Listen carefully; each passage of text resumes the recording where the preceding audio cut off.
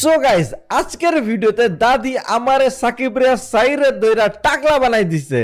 আর ভাই এই টাকলা অবস্থায় ভাই আমরা কোনো জায়গায় যাইতেও পারতেছি না, কোনো কিছু করতেও পারতেছি না, খুবই একটা বাজে সিচুয়েশন হয়ে গেছে আমাদের। সো ভিডিওটা অনেক ইন্টারেস্টিং হবে, যারা কোনো ভিডিওতে লাইক করে দাও, যারা কোনো চ্যানেলে সাবস্ক্রাইব করো নাই সাবস্ক্রাইব করে দাও, নাহলে তোমরা এরকম টাকলা হয়ে যাবে। যাই হোক, চলো আমরা ভিডিওটা শুরু করি।